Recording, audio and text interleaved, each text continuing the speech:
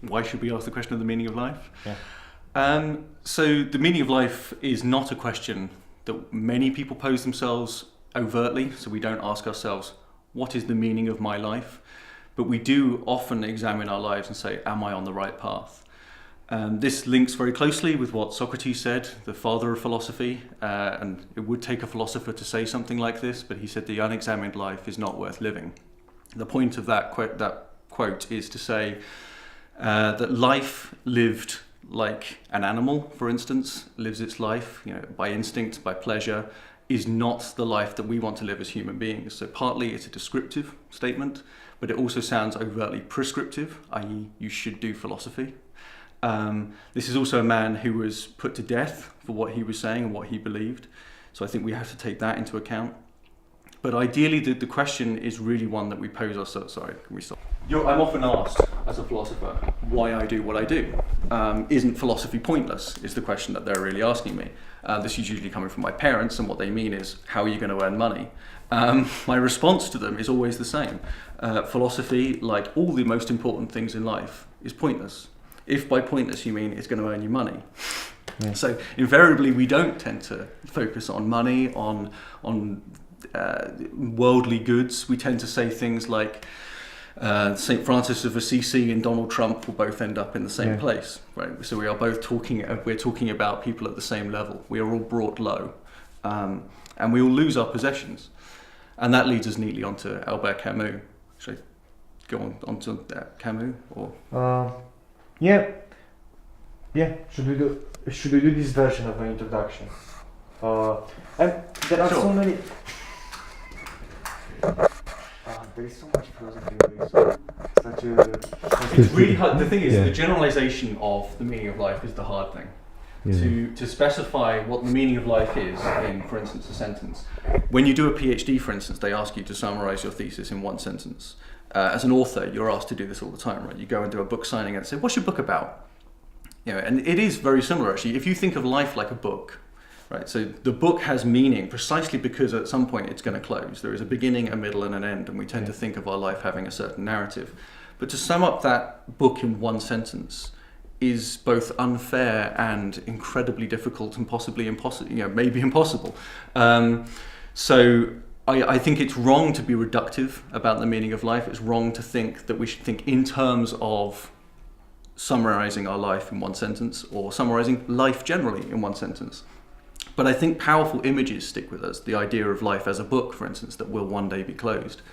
And life has a meaning on every page, right up until the last page. Because up until the last page, everything can be changed. You can turn around and say the whole of my life was meaningless. Right, so Tolstoy wrote the book The Death of Ivan Ilyich, and at the end of his life he's hanging curtains and he suddenly gets pain and he dies, but he dies slowly and he gets to reflect back on his life and he realizes this life of pleasure, this life of money wasn't worth living, and he reconnects with his family, with his wife and with his children. So right until that last page, now if he collapsed the minute he was hanging the curtains and just fell down dead, his life would have had a different meaning, not the one he wanted maybe, but the one he wanted for most of his life, in fact, all the way up to that end page. So maybe if the book can go ... we can try and find some additional meaning or some new meaning. Yeah. But ultimately, our lives are bound by the start and end of our stories. Yeah. T.S. Eliot puts this quite beautifully. T.S. Eliot says the life of the yew and the life of the rose are the same. By that he means they both have equal weight. A rose blossoms very briefly and is gone. A yew lasts for many, many, many years. And so you might say to them, but what about an incomplete life? What about the story of a life that ended in tragedy, that was incomplete? And his response to that would be, that's the story of that person's life, that it was incomplete. That is how we understand the meaning of our life. Yes. We all do ask that question of what is the meaning of our lives, and it happens at a certain point in our lives. For me, it was a long time coming. I asked the question and I couldn't find an answer, and so I ended up doing philosophy, precisely because if life seems to have no meaning, then you ask really big questions like, does God exist? Does the world exist? What is truth? All these kinds of enormous questions that you need the answers to. And it isn't until you get sort of over that you then start to introspect and you turn in on yourself and you ask the question, well, what was that all for? And I look back on my life as a narrative. I look back on it and say, if I hadn't done that at that particular time, then my life wouldn't be the same now. And so in a way, partly the vast majority of the meaning of our life comes from things we do purely by accident, purely trivially, with no significance or forethought. But if there was forethought, was there forethought before the forethought? Yeah. So, if I make a decision to do something, did I decide to make the decision, and yada, yada, yada, and it goes on forever. So ultimately, at the end of all things, explanations have to come to an end, and you just say, look, it was there. That's how my life was, and that's what the meaning of my life is. Take it or leave it. So that's kind of what a lot of the philosophers are talking about, right? That at its brute root bedrock is this meaninglessness, but out of that is how we fashion our own meaning. So even a philosopher who is constantly thinking about himself or herself, they ask this question eventually, and they get to the point where they say, I'm no more special than anyone else. I haven't devised this fantastic new meaning. I've just encountered different events that have led me to this particular point.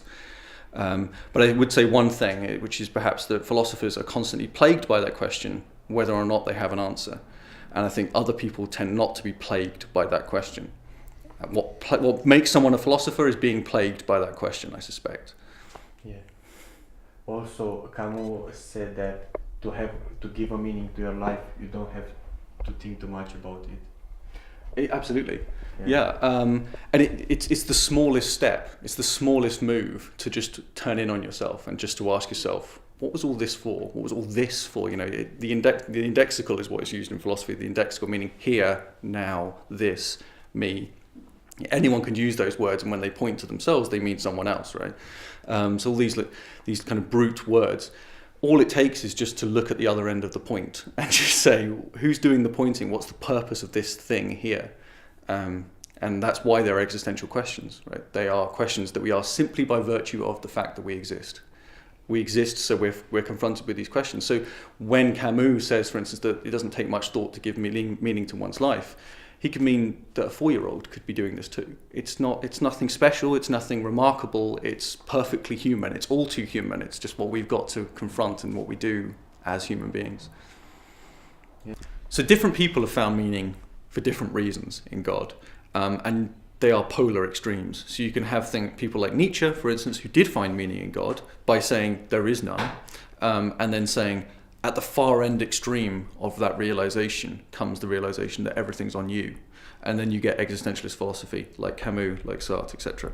But then you have other people's reaction to religion. So religion is for many people meaningful because it transcends all other things. So for Kierkegaard, for instance, when Abraham is sacrificing Isaac, he recognizes that the ethical commandment, the ethical imperative not to kill, is transcended by his religious command to do God's bidding. So that it's a kind of unique area, although it's not entirely unique. The army also has that too. And you'll notice that if you ask a soldier what is the meaning of life, you probably get a very different answer than you would from a non-soldier. The idea being that what gives my life meaning is something outside of myself, something directed towards me, something definitive, something sure. Now, Isaac Asimov talked a little bit about this. He says, why do people not look for meaning in science? 2 reasons. One, because it's largely just facts and it largely changes from time to time. But the other thing is religion gives certainty, gives absolute certainty. If you want absolute certainty, go to a priest, don't go to a scientist. A scientist will say all of the available evidence shows. A priest will say it's absolutely the case that. There was a debate between Richard Dawkins, the author of The God Delusion, and a 15-year-old boy in a British school who was Muslim and who said, all the certainty I need comes from the Quran. And interestingly, this 15-year-old won the debate because Richard Dawkins was saying, right, so you just believe what you're told first. And he said, no, it's not about what I'm told first. It's just when I read the Bible, I get the right information, i.e. the meaning and the significance and the certainty that I need in order to live. It's a practical requirement, as opposed to, I read your theories and they're all very interesting. Interesting doesn't satisfy me. I'm not satisfied by that. And Richard Dawkins says, aren't you curious? Maybe he is curious, maybe he's not, but curiosity is not what's going to drive the meaning of his life. Yeah. So basically, Christians find meaning in God because God means certainty and reassurance, that means the certainty that they have an already set path. Is that right? I would say partly the reason why you might look to supernatural or otherworldly things for meaning is because nothing in this world gives your life meaning. So you might say, well, look, all these things in the world are very fascinating, very interesting. So Buddhists take another route, for instance. They deny material goods. They have a life that is aesthetic, right? So they deny themselves pleasures and things in the world because ultimately those things perish, they're fleeting, they're self-serving, etc. So all the things that we generally think are not meaningful. Similarly, Christians look outside the world for that meaning, precisely because it's not to be found here. And it's simply, maybe just by denying the name God to anything you encounter in the world is enough to say that therefore God is outside the world. Because it's similar to when people talk about intelligent life on other planets, for instance, and they say, I really hope so, because if there isn't, then this is the best we've got. So it's that hopeful desire for something to be meaningful. Notice science and religion are firmly rooted in the same kind of wondering. There's a philosopher I hold a lot of store in who says, two kinds of wonder. I wonder why the sky is blue. And I get an answer from a scientist that says there's water vapor in the air and it refracts at a certain frequency that the human eye reads as blue. My wonder goes away. I had wonder, that wonder is satisfied, I no longer wonder. Now let's say I wonder that there is a sky at all, that there is anything at all. Someone gives me an answer, I don't stop wondering. That's the wonder. Any explanation is now I'm going to wonder at why that was the case. So there's a wonder that just is not sated by description. And that, I think, is what a lot of scientists are driven by. Scientists aren't driven by facts. They aren't driven by the need to know facts. I think they're driven by the same things that drive Christians. That need to understand that the world, outside the parameters of the world, there must be something giving the world meaning. Otherwise, the world is just this floating anomaly. Nihilism. Yeah. So very quickly, I'll just summarise it. The nihilistic position is generally can be understood in egoistic terms. So if someone says, life has no meaning, they generally say it with quite a lot of enthusiasm. Interestingly, philosophers do notice this sometimes. They don't just take words completely out of context. They will look at things and say, things said with feeling usually express a feeling. And what's the feeling being expressed by, the world has no meaning? It's, I know that. I have the understanding that no one else seems to have. I have tricked all these people who think there's a meaning to life because I get that there isn't one. And that's what gives my life meaning. That's egoistic in a way. Sorry, can I do a different take of that which doesn't sound egotistical? No. That's the idea of the man who thinks that he's superior because he knows that there is no meaning. That's why it's like superiority through knowledge, in a way. Yeah, or superiority through knowing there's a lack of knowledge. Yeah. And no one is better at this than philosophers. Right, so me there saying it with feeling, right? I said it with feeling, but also Socrates saying the unexamined life is not worth living, and being very proud of himself for proving that the person he's talking to doesn't know what they think they know. So similarly, I think there's in philosophy there's a general trend towards this joy of explaining that you don't know something, and I think partly nihilism has that feeling to it. Now there is also a deeper significance to nihilism, of course, saying that the world lacks meaning. Nietzsche is quite a well-known philosopher who gave this one thought experiment. He says, imagine a demon comes to you, and he picks a demon for a reason, a supernatural entity. He doesn't believe in such things, but a demon comes to you and it tells you you're going to live your life again and again and again and again and again, always the same way. Now, science bears this out somewhat by if there's a big bang and a big crunch, and if determinism is true, then every time that happens, it always happens the same. So I've been having this conversation an infinite number of times. I'll go on to have it an infinite number of times. Now, what's interesting about that is this infinite repetition, this constant repetition of one's life is the same as living it once. And that is what Nietzsche really wanted to convey. He wanted to trick people into thinking of their life as a start and a finish. What he was trying to avoid was a view much more popular at his time, which is that there's a ... after you die, and that there's more life to be had. Another philosopher once said, what answers come from having more life? The point being, if life is a puzzle now, why do you think having more of it will help solve those puzzles for you? So having more life doesn't give your life meaning. And that's kind of what Nietzsche's point was. He's saying what gives your life meaning is recognizing that it ends, is recognizing that there is a terminus, and therefore each moment now has just as if it was repeated an infinite number of times, has eternal significance. Every moment, this moment, now, has eternal significance. And that is what seeing life as meaningful can be from a nihilistic point of view. So nihilism doesn't lead to no meaning. It can lead to a profound sense of meaning about the fact that there's no meaning. Yeah. So Ivan Illich, when he realizes he's dying, he then realizes that everything he did before lacked meaning. So when he had money, when he went out for pleasure, when he drank, and when he partied, etc., that wasn't what was meaningful about his life. Realizing that that was meaningless is now the meaning of his life. Born-again Christians have a similar experience. They look back at their life and they say, that was a dream state. I wasn't really living then. But at the time, they thought they'd found meaning. And so the lady who says, you can sometimes think you've cracked it, that's exactly the point, isn't it? At each moment we think this is what's giving my life meaning, especially if we're happy and contented and we think that life is right, that we're getting on with things and we think this is the way it should be. And it takes, time or something significant happening to shift us out of that view. Ancient Greeks, possibly the oldest question in philosophy, is about whether everything stays the same, essentially whether there's just one thing, so the world is just one thing, or whether there's constant change. So one philosopher said, for instance, you can't step in the same river twice because everything's constantly flowing. Of course, if you understand that right, you can't technically step in the same river once, because which river are you talking about? It's not the Euphrates, because the Euphrates has a name and that's one thing. So, so you can never step in the same river once. Everything is so constantly changing. And actually, to be honest, this day and age, we're getting back to that question of, are truths immutable and unchanging, or is everything up for grabs? Can I just decide what the meaning of my life is going to be today or tomorrow, or what the meaning of patriotism is, or the state, or whatever? Noticeably, facts. There's a wonderful philosopher of the 20th century who pointed out that facts are an invention. That we invented them in the 17th century, just like we did gentlemen's wigs and telescopes. We invented facts to fill a hole in our explanations.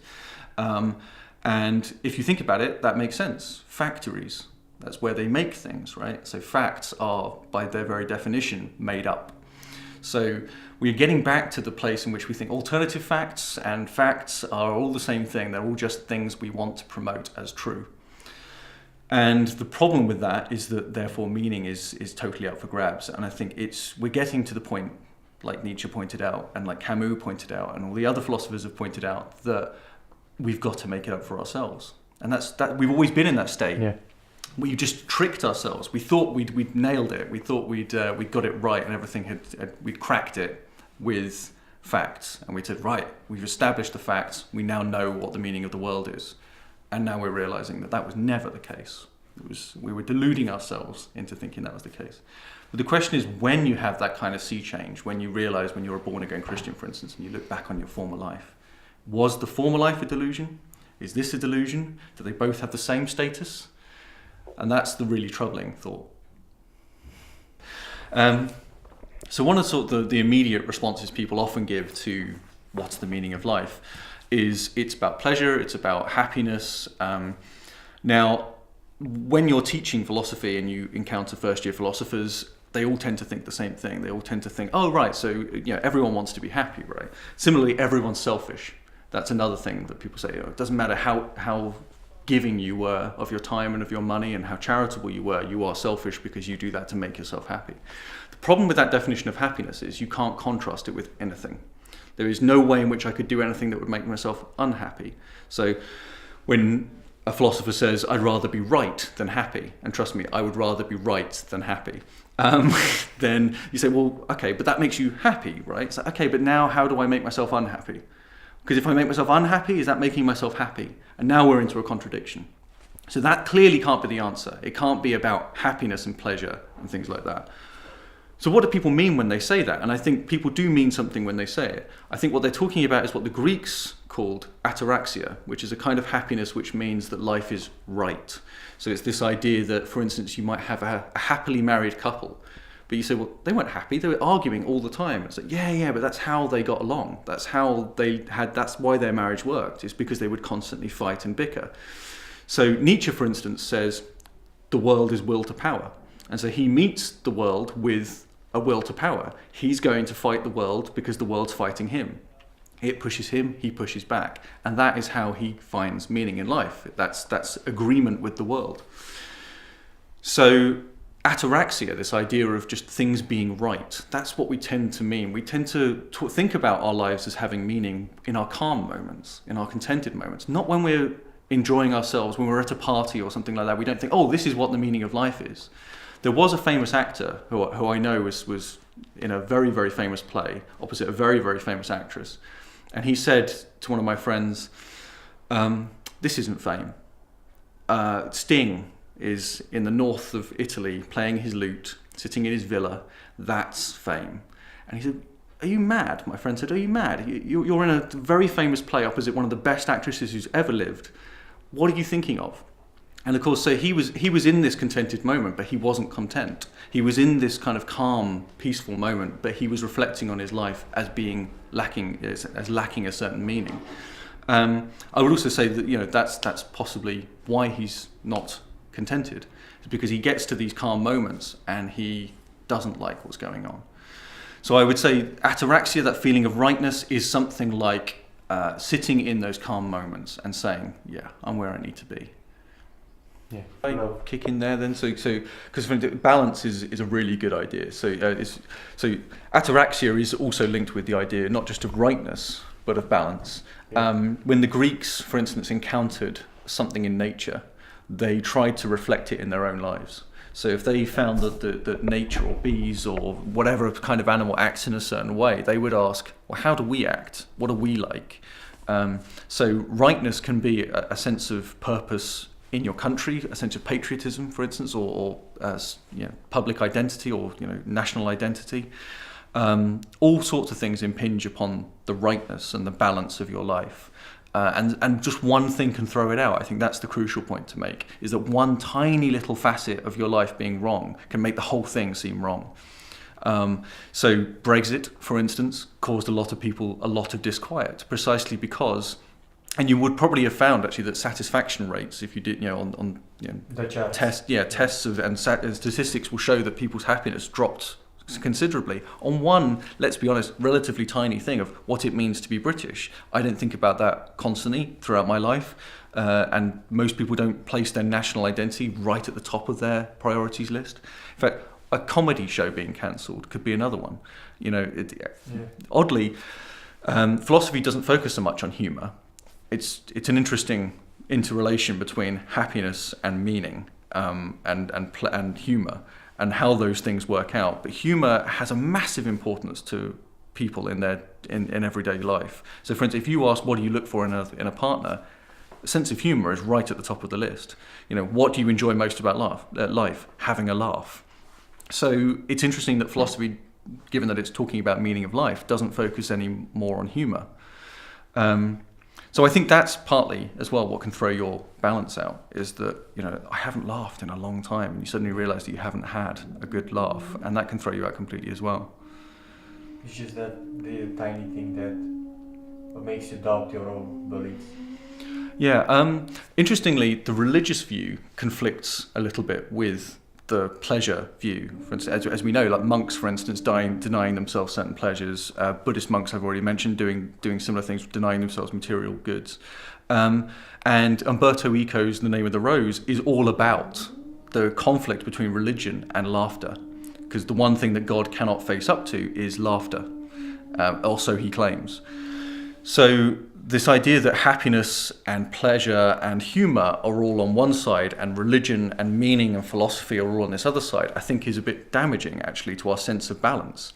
Interestingly, Simone Weil, a French theologian, said that being a Christian means giving up that balance. It means if something bad happens to you, not expecting compensation.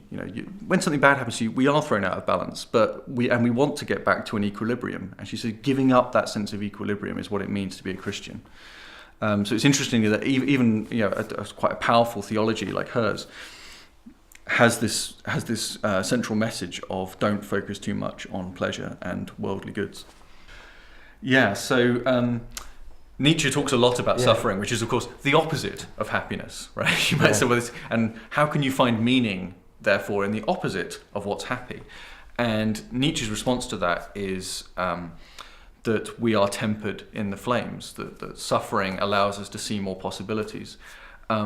He's not, I don't think, saying that suffering can be for our own good. Like, if we go to the dentist, it's not a pleasurable experience, but you do it because you know that ideally you need to have good teeth and good health, etc. So we'll accept the injection if it makes us better in the long run. He's not saying that. I think what Nietzsche's getting at is the idea that suffering makes us more than we are. Yeah. And actually, interestingly, a French theologian said a very similar thing. She wrote a letter to a man who was injured in the First World War and was in constant agony. And she wrote a letter saying how lucky he was. You can imagine how he reacted to that letter. Yeah. But her point was, between him and the world, there's no illusion anymore. There's no pretense about what meaning is. He knows that the world is this brute, cold, indifferent thing. And now he's in a position where he can build up from there and discover meaning for himself. But other people who haven't experienced suffering aren't in that position. They aren't able to see that meaning because they put their own false meanings in front of them. The one evil, she says, is daydreaming. And she doesn't mean sitting in a classroom at the back of the class and ignoring the teacher and going, what should I do with my life? What she means is just not confronting reality. Yeah. And suffering forces us to confront reality in this deep and meaningful way. So we tend to look at people who have suffered as having meaningful lives, precisely for that reason. And similarly, Christ suffers, and we recognize the significance of that moment because he's suffering, because he's reduced, as she says, to this level of insignificance. He's reduced to pure matter. Do you think this suffering somehow makes us reconsider our meaning in life? Sorry? Do you think this suffering somehow triggers the question of what's my meaning in life? That episode. That's true. So for instance, if you have these pretensions of what meaning is, if you think that meaning is this, is watching TV or enjoying going to the restaurant or having friends, etc., when all those things are stripped away in serious suffering, or when you confront your own mortality, for instance, and you realize all these things are going to come to an end, I think what you do is you realize that you have that false meaning stripped away, and so you're now confronted with the possibility of actual genuine meaning. So I wonder, for instance, if some of these interviews had been done with people who were in hospital wards, or hospices, and were confronting that kind of serious suffering, whether they would have given different answers to the question. Whether it would be a case of, it's about pleasure, or whether it would be about something else. Yeah. So again, the point that was made about meaning changing, I think, is crucial to that. Meaning changes with our circumstances, but it also grows with our circumstances. Meaning can become more significant in different circumstances. Who is going to... if you go to a party or a rave or something and you ask someone what's the meaning of life and you get a very positive and happy answer, if you go to a hospice ward and you ask the same question, you get a kind of cold, serious, hard answer. Which of the two do we think that we would find most compelling?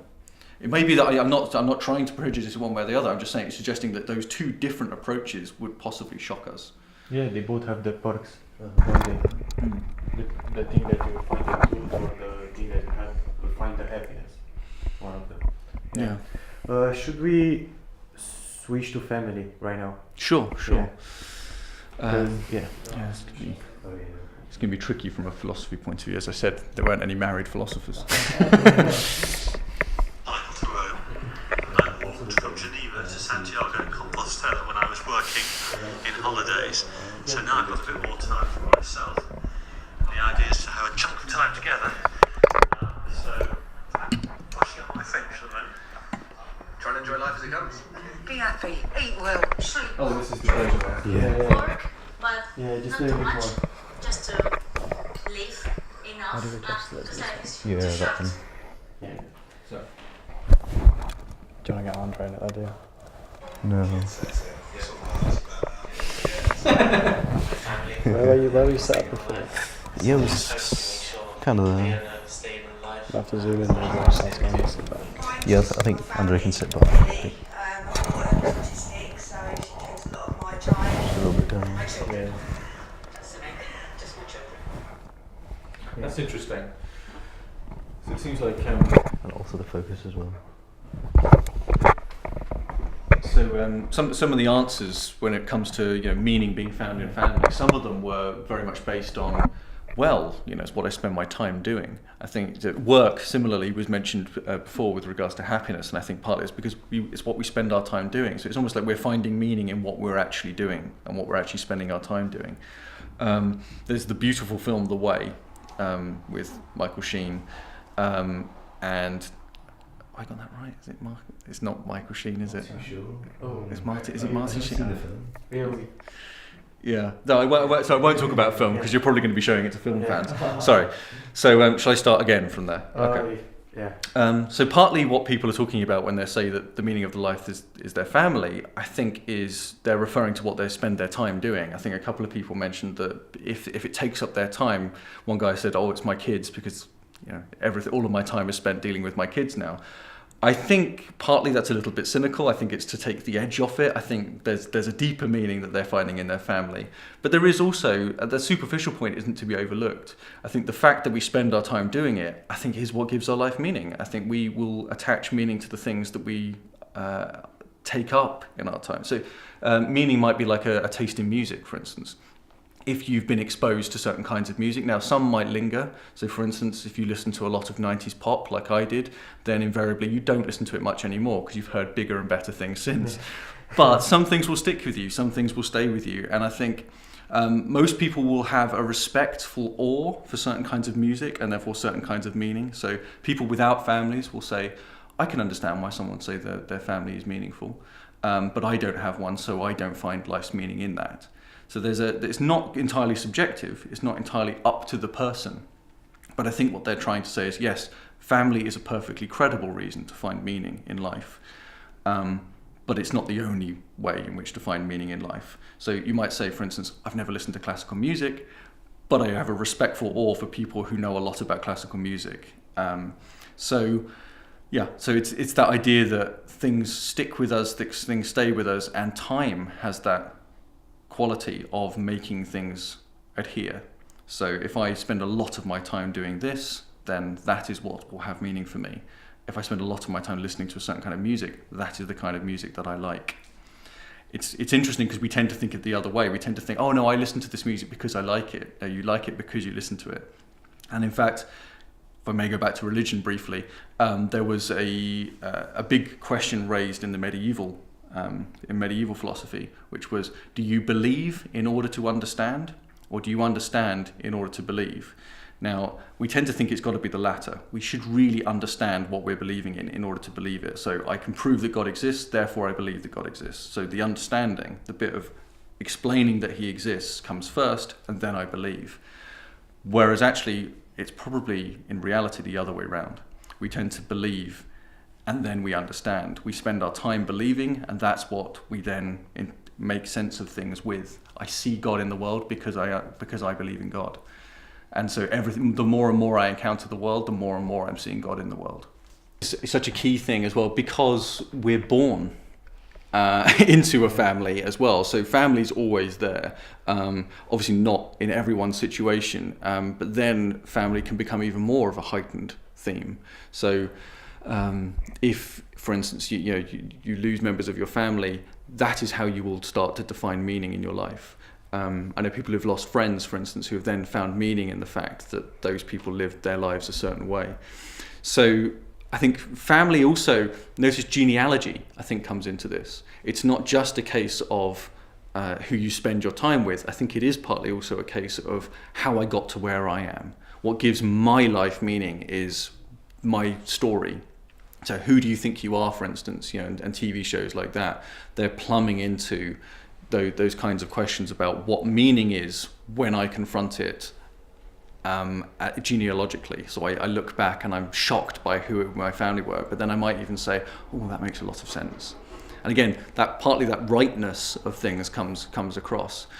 But I think it's also a case of enriching. You don't necessarily look back into your past to try to find certain things. You look back into your past and you discover things there, and you say, that's what meaning is. Similarly, at the time in our own lives, events might not seem to be that significant to us, but then we look back 10 years later and we say, wow, isn't it amazing that happened? So I think that's where family comes into it. Family is a nucleus. And I don't mean that in the 1950s nuclear family kind of sense. I mean, it binds you to something else. It widens your world. So it can be historical, it can be into the future as well with your children and so forth. So it's existing over time. Again, similar to religious notions of having more life, for instance, or having the second coming of Christ, etc. And things, ideas like that of the promise of what's to come. Well, similarly, your children are your promise of what's to come. But the danger is that I'll do the thing that I said that philosophers shouldn't do, which is abstract away. Because if I say, what's the same about all of them is that they're all approaching it. I'd rather focus on, emphasize the point that philosophy is an enemy to difference. That philosophers tend to generalize, and that's a dangerous thing to do generally. That wasn't meant to be a joke. I can give it a shot. Also, why bringing into that? Why it's important that we not philosophers, non-philosophers view on life.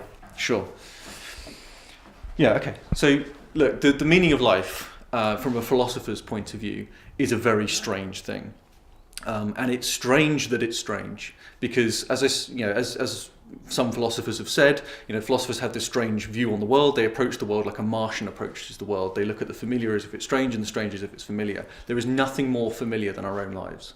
So when someone says the meaning of my life is this, who is a philosopher to contradict them? So a philosopher can generalize, but he has to generalize in very careful ways. He has to say things like, look, we are approaching it from this perspective. So when a philosopher, for instance, says the world of the happy man is different from the world of the unhappy, what he's getting at there is that the world is always the same. There is only one world that we're all inhabiting, but each person's take on that world is indefinably subjective. Indefinable, by which I mean, if you were to try and point at the thing that is you, so if I say this brain, this body, this thought, these books, this film, and say this is me, who's doing the pointing? Someone is always going to be doing that. So you're always one stage removed. Right? You're always going to be the person standing behind the thing that you're saying is the thing. So when you ask someone what is the meaning of life, you have to recognize a certain indefinability about what they're trying to characterize. There's an immediate concern that they have, namely their lives. And as a filmmaker, as a philosopher, we kind of take a step back from that, and I think that can be dangerous. And I think sometimes we need to focus back in again on the individual and understand that it's coming from a perspective. Yeah. Is that okay? Yeah. I try to keep that as general as I possibly can. Also, is the part that yes, we had the whole, but let's think more. After we saw all of them, why all of them are. We need to see them all as valid, and. I think that's what I was just trying to say. I don't think I did it particularly well, but yeah, no, I know, yeah, because that's what I meant by who are we as philosophers or filmmakers or whoever to contradict a person. Would it be great if instead of referring to us, we could refer to the people? Sure. Take the step behind, because here it was us talking, but they are the subject, not us.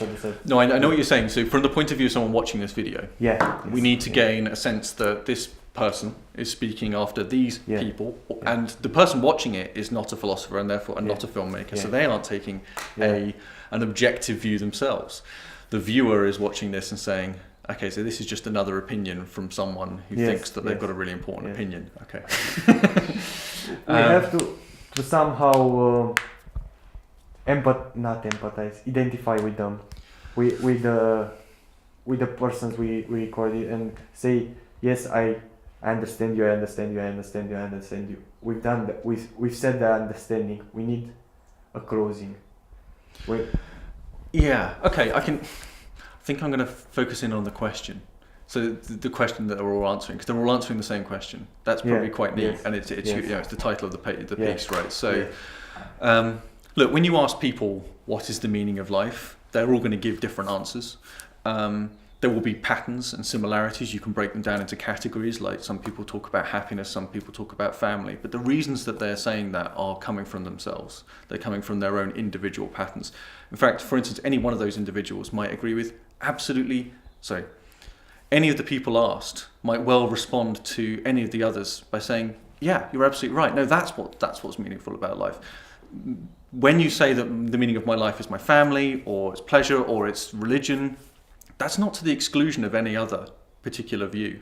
There is meaning in life in various different guises.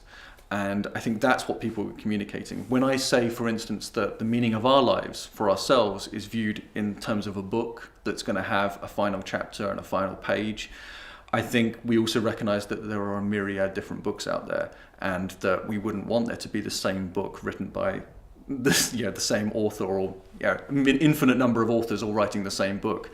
We want our own stories to be told. We want to be able to close the book and say, right, okay, that was me. So I think part of the puzzle is wrapped up in the question.